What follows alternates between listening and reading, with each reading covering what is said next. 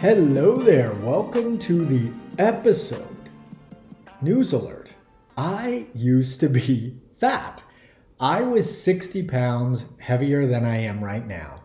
And in this episode, we are going to be covering exactly what I would do if I were in that position again, knowing what I know now via my personal experience, my one-on-one coaching work with clients over the last 12 years, as well as all of the research that's been done since I was a chubster.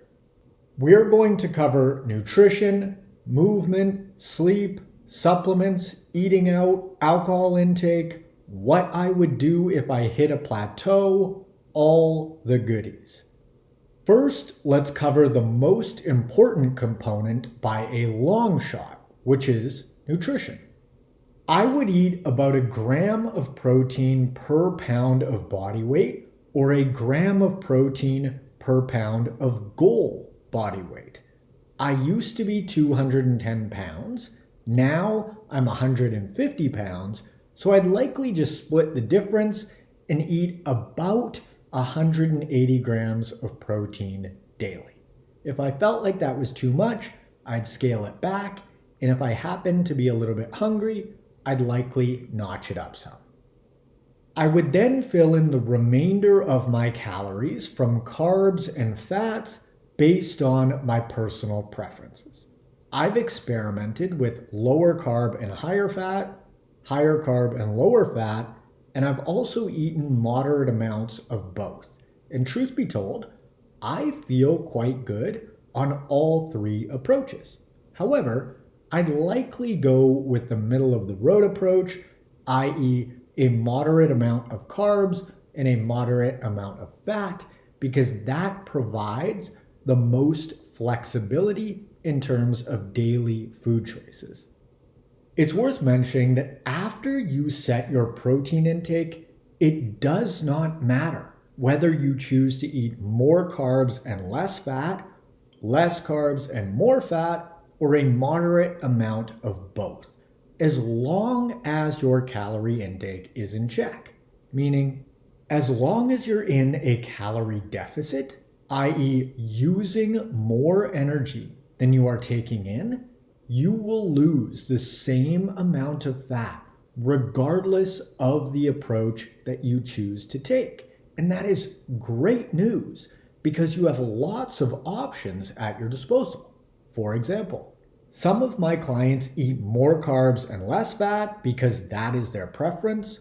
Others eat less carbs and more fat because they prefer that setup. And then some folks go right down the middle.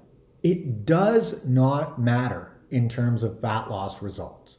So just go with whatever you prefer and find the most sustainable. If you don't know, you can always experiment with all three and see what you feel best on. Okay, so that's the quantity conversation covered. What about the quality? I would heavily favor single ingredient whole foods, which are just foods with one ingredient. For example, steak is just steak, eggs are eggs, potatoes are potatoes, fruit is fruit, veggies are veggies. You get the idea. I'd favor single ingredient foods in their whole food form for a few reasons. One, they are the most filling. And like we mentioned, we need to be in a calorie deficit in order to lose fat. And so of course, I'm going to choose the most filling foods because feeling hungry isn't enjoyable or sustainable. Two, they are the most nutritious and nutrient dense, aka they're healthy. And health is super important to me. And three, they are the most digestion friendly. And I've really learned over the years that digestion plays a massive part in energy levels, sense of well-being, whole body inflammation, brain function, and the list goes on. Now, how many meals would I eat per day? Back in the day, I used to eat like 4 or 5 or 6 times per day because we used to think that smaller, more frequent meals would quote unquote stoke the metabolism and result in more fat loss. That turned out to be wrong. So what fits for me best now is I typically eat 2 main meals and have 1 snack per day, or just essentially 3 meals, depending on what you classify as a snack. I do this because it works well with my schedule and preferences. I don't want to be stopping what I'm doing to eat 4, 5, or 6 times per day. Cooking and cleaning that many times doesn't interest me either. And also, I find larger meals more satisfying versus having really small meals super frequently. However many meals that you choose to eat per day makes no difference in terms of fat loss. So feel free to do whatever you want. For example, if you have 2,000 calories to play with, you can eat 6 500-calorie meals, or you can eat 1 big-ass meal that's 2,000 calories in total. It does not matter in regards to fat loss. And the easiest way to think about this is if you have $2,000 to spend in a day, it doesn't matter how many times you ring your card through as long as you don't go over $2,000. 6 smaller purchases, 5, 4, 3, 2, 1 $2,000 purchase, it is all the same at the end of the day. So go with whatever you want. I typically just have black coffee in the morning and eat my first meal around 10 or 11 a.m. I potentially have something else around 1 or 2, and then I eat dinner at, say, 6-ish. I like to eat dinner at least 3 hours before bed because I sleep a lot better than if I was to eat closer to bedtime. Tons of my clients have noticed the sleep quality benefits of eating further from bedtime as well. If I had 60 pounds to lose, I would be very mindful of my alcohol intake. However, I do love to go out for some drinks here and there, especially with the boys, and so I'd be sure to pick my spots, as I like to call it. For example, I would eliminate all alcohol during the week and only really indulge here and there if it was worth it. So special occasions, if I went away with some friends for the weekend or something like that. Otherwise, I'd just skip it altogether because alcohol contains a bunch of calories, but it also tends to impact food choices to a large degree, as well as movement tendencies, i.e., when you're feeling rough around the edges after drinking, you typically eat more and move less. I know I do. My drink of choice is usually craft beer. Is it more calorie dense than, say, a vodka soda? Absolutely. But I think that vodka soda tastes like shit. And if I'm going to drink, I want to really enjoy the entire experience. And so having vodka sodas is a trade-off that I am not willing to make. I'd prefer to drink less of something that I actually enjoy. What about eating out? I would cook the vast majority of my meals at home and probably eat out like 2 to 3 times per week. 1 to 2 of those meals would probably be something like sushi because it is my absolute fave. And then the other would likely be a quote unquote treat meal of some sort, pizza, pasta, whatever I was feeling. Okay, so that's the nutrition piece. Now let's cover movement. The movement that I would prioritize above all else for fat loss would be walking. Yes, walking, not workouts. I've been beating the walking drum for about a decade now, and it is still so underrated. I'd be sure to hit an absolute minimum of 10,000 steps per day or 70,000 over the course of the week as a whole. I would also work out or lift weights on top of that, but not for fat loss specifically. I'd do it for aesthetic and sense of well-being purposes. I just like the way that I look and feel with a bit of muscle, but if I wanted to lose as much fat as possible, as fast as possible, I would actually allocate that time that I spent in the gym to walking instead. That's how much better walking is for fat loss, just to put things into context. I tell my clients, Hitting 10,000 steps per day or 70,000 over the course of the week as a whole is movement priority number one. And if they want to work out on top of that, great, but it is a nice to have, not a must have. I'd sleep 7 to 9 hours nightly. This helps regulate the appetite, i.e. it's easier to adhere to a calorie deficit. It also just feels amazing to be rested. My mood is better, emotional regulation improves. Literally everything in life either gets better or worse according to your sleep status. Would I take any supplements for fat loss? No, none of them work. How about fat burners? They don't work either. What about ice baths, cold plunges, saunas? All of the fancy stuff that folks like Andrew Huberman rant and rave about. For fat loss? No. I might implement something like a cold plunge if I wanted to challenge myself physically and or mentally, but again, for fat loss, doesn't work.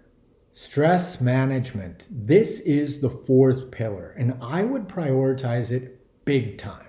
Not because reducing my stress levels would literally result in me losing more fat, but because keeping my stress in check impacts the other three pillars in a massive way. For example, if I'm super stressed out and I resort to food as a coping mechanism, well, that's going to violate rule number one of fat loss, which is to create a calorie deficit. If I'm super stressed and as a result I don't hit my step counts, that means that I'm going to be burning fewer calories, and therefore it'll be harder to create a calorie deficit. If I'm super stressed and as a result I don't sleep well, that's going to impact both my nutrition and movement habits, and therefore it'll be harder to create a calorie deficit. I really want to drive this point home in regards to stress. Stress itself cannot make you fat or even slow down fat loss. That is physiologically impossible. However, it will almost certainly impact the things that can, which are nutrition, movement, and sleep. Also, the first whistle stop for managing stress is actually dialing in your nutrition, movement, and sleep, because poor nutrition, lack of movement, and inadequate sleep is massively stressful for the body and the mind. Meaning, you don't actually know whether it's your nutrition, movement, or sleep choices that are stressing you out or limiting your stress resilience until you dial them in. For example, a lot of my clients feel super stressed before they start working with me. And then we get them on track lifestyle-wise, and they're just like, I don't feel stressed anymore, and my outside circumstances didn't actually change. I'm just handling it all so much better. Now, of course, we can't fix everything with nutrition, movement, and sleep. And so on top of that, I personally benefit a ton from one-on-one therapy, which I've been doing for ages, well over a decade now. Meditation, journaling I find really powerful, just chatting things out with family and friends, and spending time in nature is really healing. Now, what would I do if I hit a plateau? I have 3 options at my disposal in order to make more progress. 1, decrease my calorie intake and keep my movement the same. 2, increase my movement and keep my calorie intake the same. 3, decrease my calorie intake and increase my movement. Number 3 results in the best fat loss, of course. Number 1 results in the second best outcome. And number 2, i.e. increasing movement and keeping calorie intake the same, technically should result in fat loss, but it's the hardest to account for and implement accurately. That is everything that you need to know about plateaus. Literally, that is it. It is super simple stuff. So to sum things up, nutrition is the most important input in terms of fat loss by a mile. And so I'd focus on that first and foremost. I'd also prioritize movement, sleep, and stress management. That's it. Not sexy in the slightest, is it? But what is sexy is results. And these 4 pillars are exactly what is going to yield said results.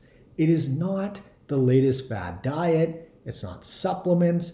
It's not cold or heat exposure.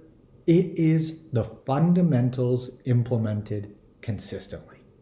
If you're interested in applying for one-on-one nutritional coaching and or workout design with me, you can click the link in the description below or head on over to n1fitness.com/coaching. If you're finding this info helpful and you'd like to, feel free to leave the pod a review on your favorite podcast platform. And you can follow me on Instagram at n1fitness. On TikTok, I'm at the n1fitness. And on YouTube, I am at marcusadu/n1fitness. If you'd like to stay up to date on the newest episode releases, you can hit that subscribe button. Thanks for tuning in. I hope that you found this episode useful, and I will catch you on the next one. See ya.